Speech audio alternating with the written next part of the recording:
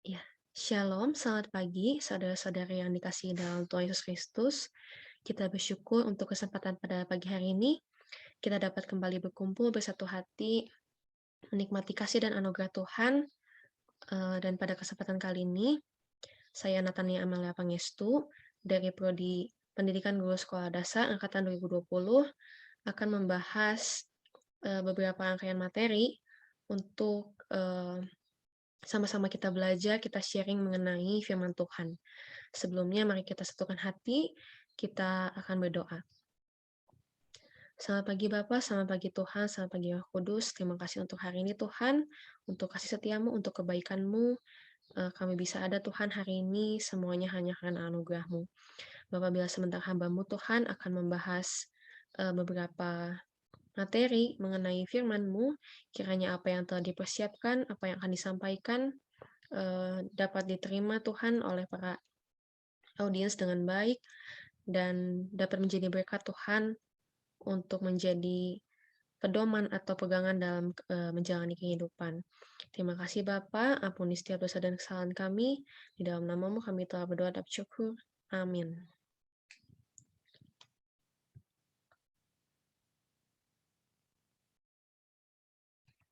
Untuk rangkaian materi yang akan dibahas adalah 7 materi. Yang pertama ada kepemimpinan hamba, kemudian ada the right to lead, kemudian how to influence people, yang keempat kita akan membahas film Facing the Giant, kelima materi kesetiaan, keenam visi hidup, dan yang ketujuh amanat agung.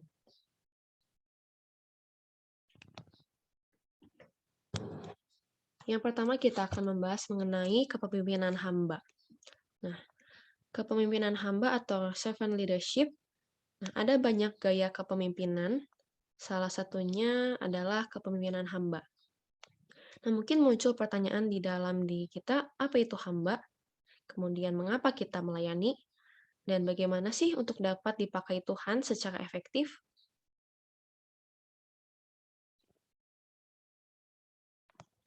Nah, kita akan sama-sama belajar bagaimana menjadi seorang hamba yang baik. Yang pertama ada Man of Prayer dari Kisah Para Rasul 3 ayat 1. Mungkin saudara-saudari dapat membacanya. Nah, jadi clue yang pertama adalah orang yang suka berdoa.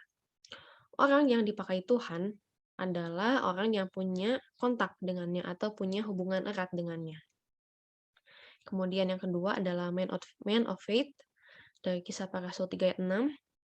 Nah, untuk menjadi seorang hamba yang baik, diperlukan iman yang sangat besar untuk melayani orang-orang. Terlebih saat kita menemukan kondisi-kondisi yang tidak mungkin, atau mungkin kita berpikir itu mustahil secara pikiran manusia. Sebab bukan kemampuan kita, namun kemampuan Tuhan yang menyelesaikan segalanya.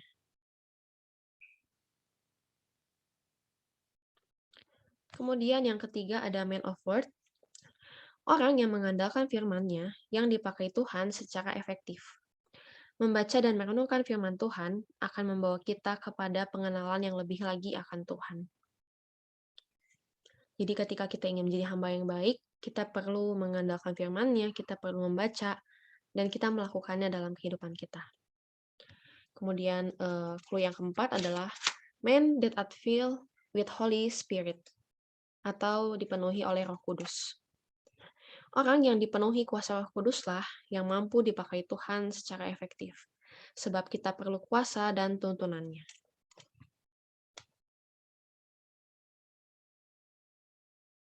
Nah, kita akan belajar dari sosok Yesus dalam konteks hamba yang baik. Nah, yang pertama, Yesus adalah seorang pelayan. Dia yang terbesar harus menjadi pelayan dari semua. Yang kedua, dia tidak menjadi tuan atas orang lain. Ketiga, menjadi contoh atau teladan. Yang keempat, rendah hati. Artinya hidup jujur, hidup tanpa kepura-puraan, tanpa kemunafikan. Yang kelima, Yesus berperan sebagai seorang anak yang rendah hati, tidak dapat menipu. Kemudian yang keenam, sebagai yang lebih muda. Yang ketujuh, yang terakhir. Yang kedelapan, yang terkecil. Yang kesembilan, tidak ada paksaan. Jadi Tuhan membiarkan kita membuat pilihan yang tepat. Kemudian yang ke-10, tidak ada ambisi buta. Yang ke-11 dia membuat dirinya tanpa reputasi. Yang ke-12 dia adalah manusia. Mohon maaf. Nah, yang ke-13 Yesus merendahkan dirinya dan taat. Kemudian yang terakhir kematiannya di kayu salib.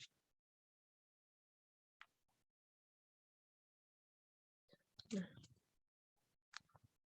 untuk materi selanjutnya kita akan membahas mengenai the right to lead atau hak untuk memimpin.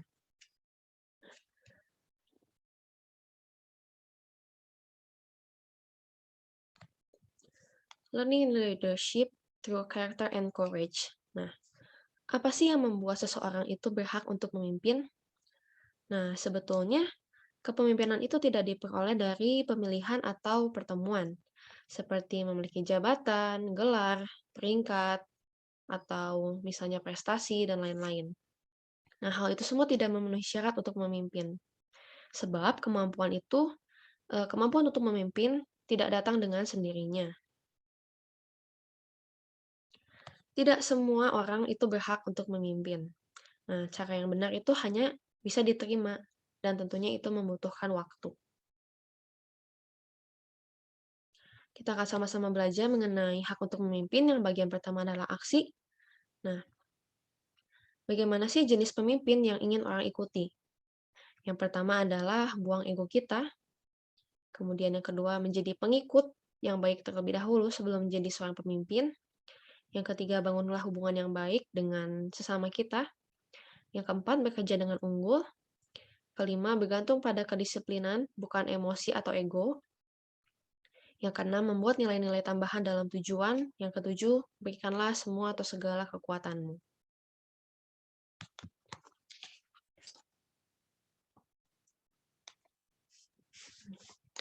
Kemudian kita akan belajar juga mengenai bagaimana pemimpin yang luar biasa. Nah, pemimpin yang luar biasa adalah pemimpin yang futuris, artinya mimpi mereka lebih besar daripada kenangan atau masa lalu. Yang kedua ada lobbying, artinya dapat menangani semua hal. Ketiga ada katalisator, yang memprakarsai pergerakan yang lainnya. Keempat ada spesialis, jadi mereka tidak melakukan semua hal, tetapi melakukan satu hal dengan baik. Kelima optimis atau percaya pada prinsip atau tujuan. Yang keenam ekonomis, artinya menghargai semua yang dihasilkan oleh orang lain. Ketujuh aktivis, bertindak dan memberi kuasa kepada orang lain dengan tindakan. Kedelapan strategis, cara pemimpin memanfaatkan sumber daya bisa digunakan untuk sukses. Kesembilan antusias, memiliki kegemaran yang menantang logika. 10. Pragmatis artinya bagaimana menghadapi permasalahan orang lain. Yang ke-11 ada industrialis atau seseorang pekerja keras. Dan yang ke-12 finalis artinya seorang pemimpin yang tekun dan berdedikasi.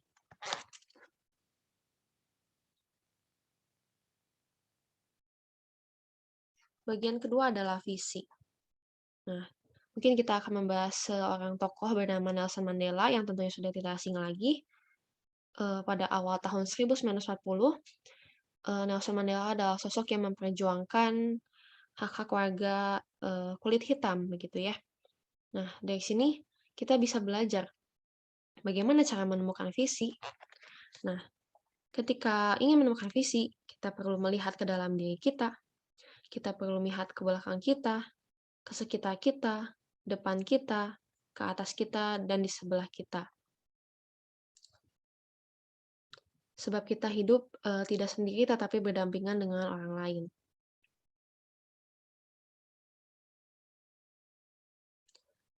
Bagian ketiga adalah pengorbanan. Di sini ada gambar sosok tokoh Musa. Ada istilah give up to go up. Nah, ada beberapa contoh tokoh yang menjadi teladan bagi kita semua seperti Nuh, Abraham, Yusuf, Nehemia ketika dia mendapat ancaman pembunuhan di Yerusalem. Kemudian Paulus dari seorang pembunuh orang Kristen menjadi orang yang pada akhirnya dianiaya. Nah, kita belajar dari sosok Musa, seorang pangeran yang menjadi seorang penggembala. Nah, dia dididik untuk menjadi bijaksana oleh putri Firaun. Kemudian dia melahirkan dia kemudian karena membunuh orang Mesir, pada akhirnya menikah dan hidup menjadi seorang penggembala di Midian.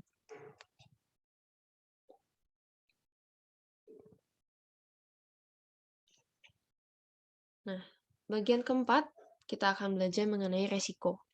Nah, pemimpin yang mengambil resiko itu seperti apa sih? Nah, yang pertama dia mengumpulkan informasi dengan bijak, kedua memahami resiko dan kekuatan, ketiga melakukan persiapan menyeluruh, yang keempat berani untuk gagal, kelima memiliki fleksibilitas, yang keenam mampu mengamati waktu, tujuh membayangkan apa yang bisa didapatkan, delapan memahami apa yang dipertaruhkan, sembilan tetap pada tujuan, 10 memiliki motivasi yang besar, 11 memberikan kemenangan kepada yang dipimpin, dan yang terakhir berjalan lurus dengan percaya diri.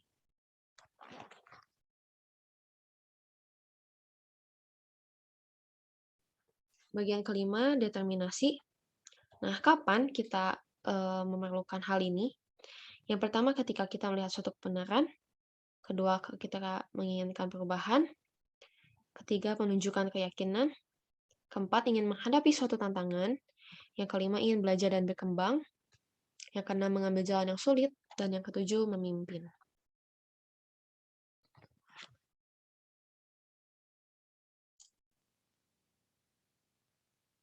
Nah, kita sama-sama belajar bagaimana sih cara menjadi pemimpin yang berpengaruh. Di sini ada beberapa hal. Yang pertama, memiliki integritas. Kemudian, memelihara hubungan dengan orang lain. Mempercayai orang lain. Memahami orang lain. Memperluas hubungan dengan orang lain. Mampu mengarahkan. Membangun hubungan yang baik dengan sesama. Memberdayakan sumber daya dan menerima pengaruh dari yang lain, tentunya pengaruh yang positif. Nah, kedua bagian terakhir adalah pelayanan, seperti sosok tokoh George Washington, dan yang ketujuh integritas, kita belajar dari sosok Commodus. Ya, kemudian materi selanjutnya adalah how to influence people, masih berbicara tentang kepemimpinan. Pemimpin tidak selalu tentang jabatan, sebab tanpa jabatan pun seseorang itu bisa memimpin.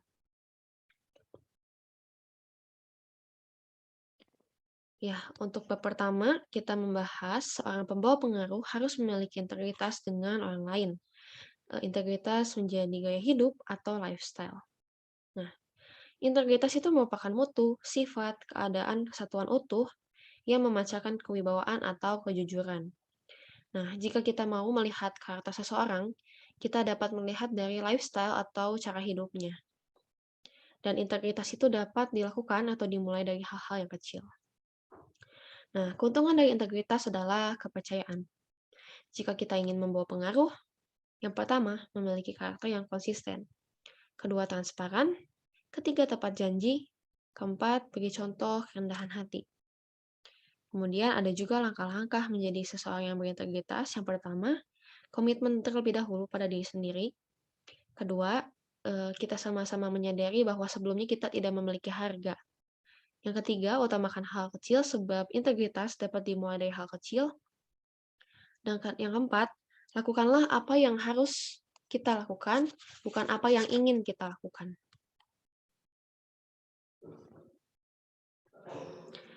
Bab kedua, kita belajar soal pembawa pengaruh itu mengasuh orang lain. Ada beberapa hal yang harus dilakukan. Yang pertama, kasih, hormat, rasa aman, pengakuan, dan dorongan. Kemudian, apa yang akan didapat ketika mereka diasuh? Yang pertama, harga diri. Kedua, rasa memiliki. Ketiga, pandangan. Dan yang keempat, harapan. Nah, beberapa langkah sederhana untuk menjadi seorang pengaruh itu, buat mereka komitmen satu sama lain, kemudian percaya, kemudian miliki akses dengan mereka, kemudian beri kesempatan, dan angkat mereka ke tingkat atau derajat yang lebih tinggi. Bab ketiga, seorang membawa pengaruh dalam iman orang lain. Nah, fakta mengenal iman di dalam diri kita, yang pertama, banyak orang yang sulit percaya pada diri sendiri. Kemudian banyak orang yang merasa terisolasi dengan tidak adanya orang-orang yang mempercayai mereka, mempercayai pemikirannya. Kemudian seseorang memiliki naluri yang bisa merasakan keyakinan dalam diri. Yang keempat, seseorang memberikan imannya untuk membuat orang termotivasi untuk sukses. Kemudian ada cara untuk membangun kepercayaan kepada orang lain, yaitu belief. Ada singkatannya yang pertama, B. Believe in them before they succeed. Kemudian I atau E. Emphasize their strength. Yang ketiga L. List their past successes. Yang keempat I. Instill confidence when they fail. Yang kelima, experience some wins together. Keenam, V. Visualize their future success. Dan I. Yang terakhir, expect a new level of living.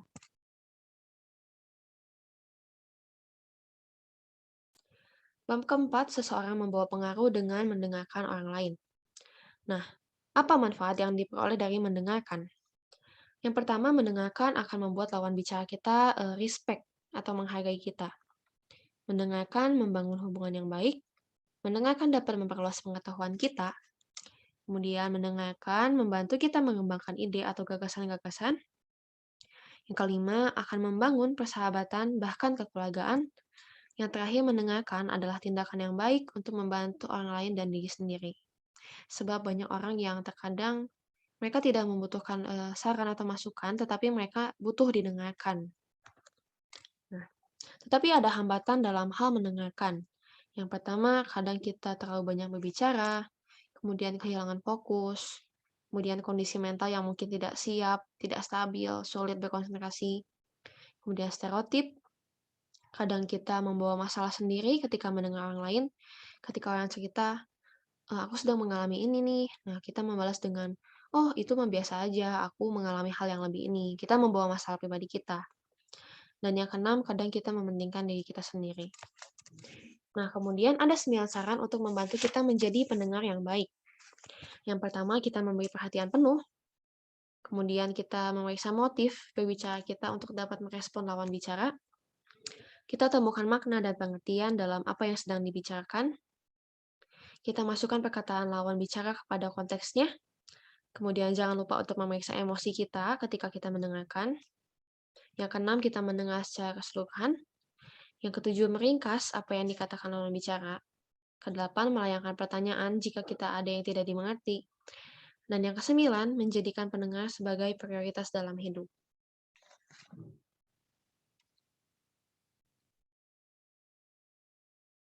Selanjutnya, bab kelima, orang yang mempengaruhi orang lain itu memahami orang lain. Nah, mengapa sih kita gagal memahami orang lain? Mungkin kita merasa takut, kita mengalami keegoisan, kita gagal untuk menghargai perbedaan, atau kita gagal mengakui keragaman. Nah, hal-hal yang perlu kita pahami tentang orang lain. Pertama, setiap orang itu ingin menjadi seseorang atau ingin diakui. Kemudian, orang tidak peduli seberapa banyak kamu tahu, sampai ia tahu seberapa banyak kamu peduli. Yang ketiga, setiap orang juga membutuhkan seseorang. Yang keempat, semua orang bisa menjadi seseorang ketika ada yang mengerti dan percaya kepadanya. Kelima, setiap orang yang menolong mempengaruhi banyak orang. Dan yang keenam, memilih untuk memahami orang lain.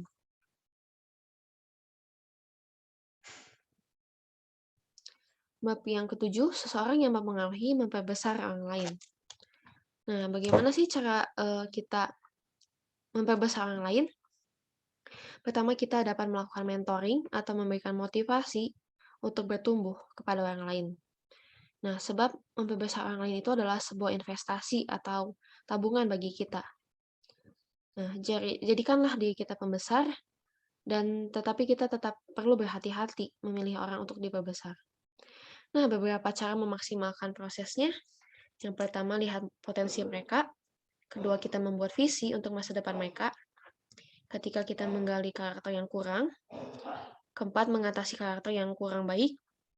Kelima, fokus pada kekuatan atau kelebihan mereka. Yang keenam, perbesar mereka step by step atau perlahan-lahan. Yang ketujuh, letakkan sumber daya dalam tangan mereka. Kedelapan, bukakan mereka pada pengalaman. Dan yang kesembilan, ajar mereka untuk memperbesar diri sendiri.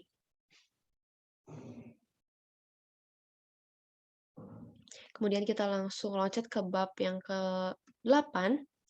Nah, a person of influence connects with people. Hubungan dengan orang lain membawa kita ke tingkat selanjutnya. Nah, ada 9 tahap untuk berhubungan dengan orang lain. Yang pertama, jangan memanfaatkan atau mengharapkan sesuatu dari orang lain. Kemudian terapkan pola pikir perubahan. Ketiga, mulailah mendekati orang lain. Keempat, carilah dasar untuk perhubungan atau sebuah fondasi. Yang kelima, sadari dan hargai kepribadian orang lain. Kita perlu menghargai perbedaan yang ada di setiap kita. Yang keenam, temukan kunci kehidupan orang lain. Yang ketujuh, hubungan dengan hati. Yang kedelapan, berbagi pengalaman, kita sharing. Yang kesembilan, bergerak maju. Mungkin ini ada bab yang terakhir adalah menguatkan orang lain. Nah, kualifikasi untuk menguatkan orang lain yang pertama, ada posisi kita, kemudian hubungan kita, penghargaan, dan komitmen. Nah, cara menguatkan orang lain untuk mencapai potensinya. Yang pertama, kegiatan evaluasi, kemudian kita menjadi teladan bagi orang yang kita kuatkan, kemudian berikanlah dorongan untuk sukses, beri tanggung jawab kepada orang itu, tunjukkan bahwa kita percaya diri, berikan respons, bebaskan orang lain untuk mencapai tujuannya sendiri.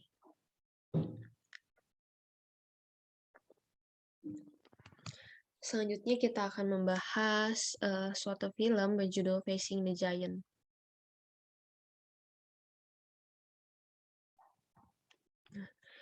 Singkatnya adalah film ini bercerita tentang seorang pelatih baseball yang ia sudah lama melatih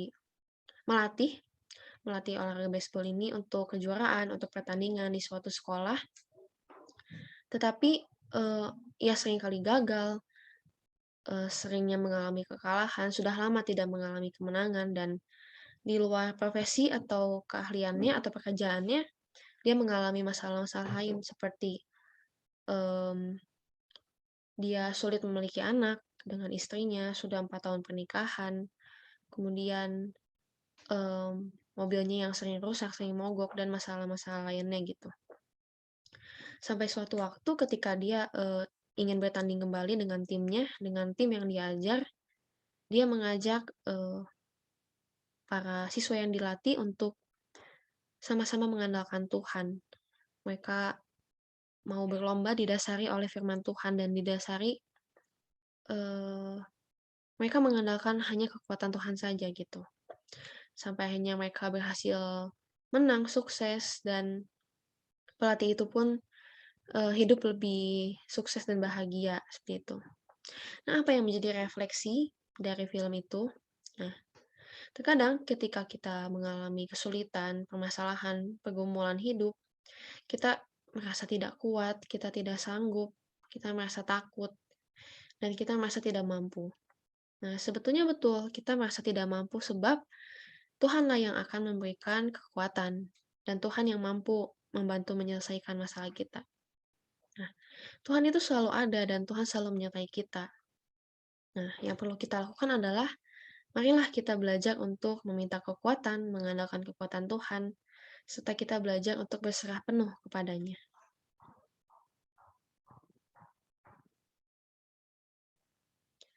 Materi selanjutnya adalah kesetiaan.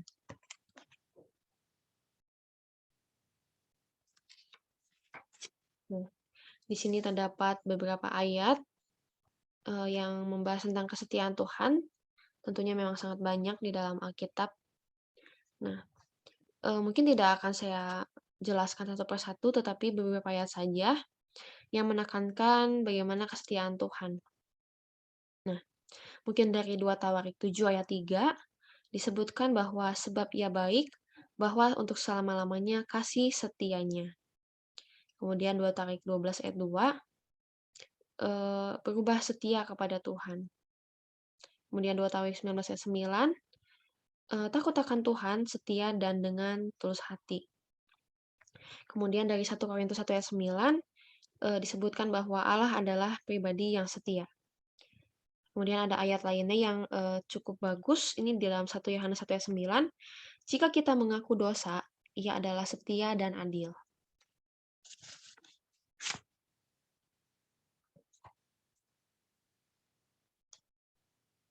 Kemudian dalam Wahyu 2 ayat 10, hendaklah engkau setia sampai mati, kita akan mendapatkan mahkota kehidupan. Jadi meskipun ada ajaran lain yang lebih masuk akal, Jangan berpaling, tetaplah setia sampai akhir.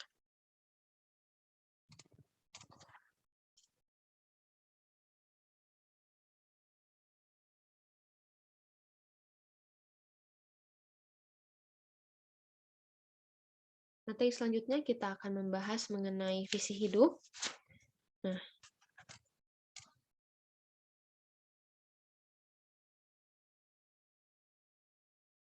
kita akan belajar sama-sama apa sih tujuan hidup manusia menurut firman Tuhan. Yang pertama, kita didorong untuk menyenangkan Allah. Kedua, kita dibentuk untuk menjadi anggota keluarga Allah.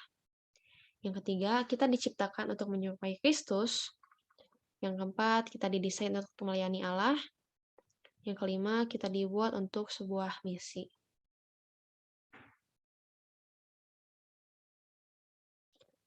Kita belajar dari 1 Korintus 12 ayat 1-11. Sebab kepada yang seorang roh memberikan, yang pertama karunia untuk berkata-kata dengan hikmat, yang kedua karunia berkata-kata dengan pengetahuan, yang ketiga roh yang sama memberikan iman, yang keempat karunia untuk menyembuhkan, yang kelima roh memberikan kuasa untuk mengadakan mujizat, keenam karunia untuk bernubuat, ketujuh karunia untuk membeda-bedakan macam-macam roh, yang kedelapan karunia untuk berkata-kata dengan bahasa roh, yang kesembilan karunia untuk menafsirkan bahasa roh.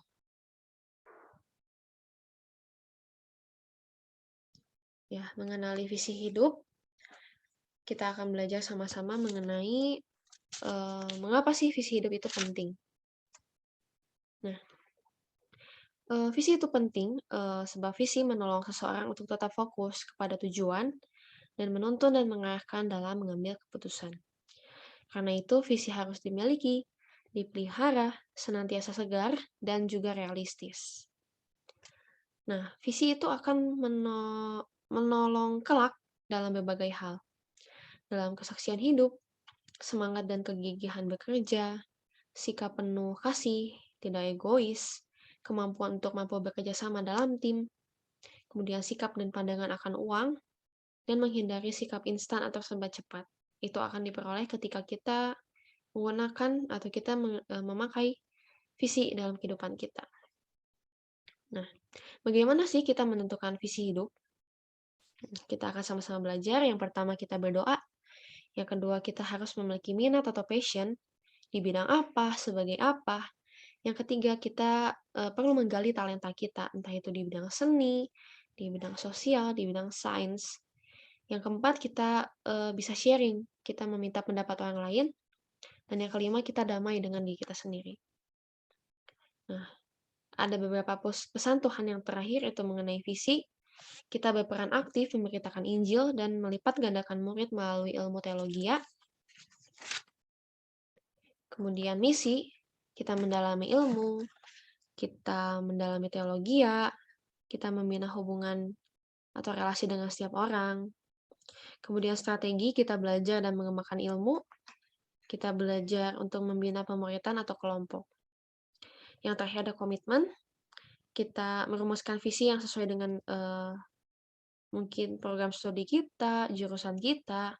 Kemudian kita mulai memikirkan kita mau jadi apa nih ke depannya. Kemudian kita bisa mendiskusikan dengan orang lain, mendiskusikan dengan orang yang dirasa ahli dalam bidang itu. Kemudian jangan lupa untuk menyusun strategi dan menjaga sikap dalam kehidupan kita. Ya, mungkin materi yang terakhir adalah amanat agung. Nah, kita sama-sama belajar bahwa upah dosa ialah maut, dari Roma 6 ayat 23. Sebab upah dosa ialah maut, dosa membawa kebinasaan.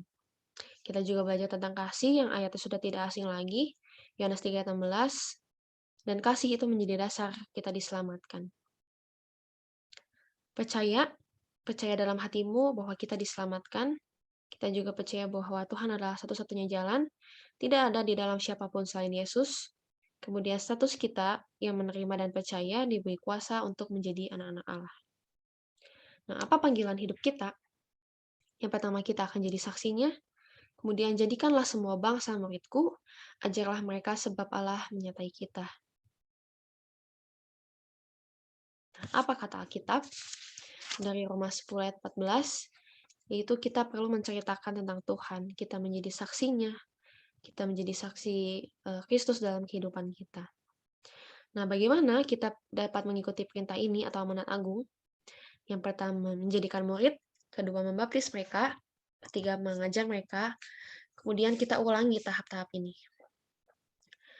Jangan sia-siakan karuniakan Allah, sebab ketika kita mengikuti perintahnya, kita akan mendapatkan mahkota kehidupan.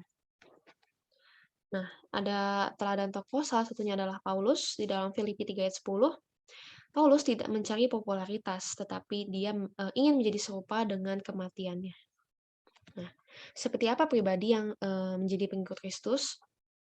Nah, mereka adalah orang-orang yang menjadi Kristen tidak hanya ketika dia di gereja, tetapi ketika keluar dari gereja itu sendiri, ketika kita ada di dunia. Nah, nilai-nilai dan prinsip apa yang mestinya muncul dari orang Kristen ketika kita di tempat pekerjaan kita? Yang pertama ada berintegritas dan jujur, kemudian bertanggung jawab, kemudian transparan atau terbuka, kemudian kita belajar untuk melayani, dan juga rendah hati.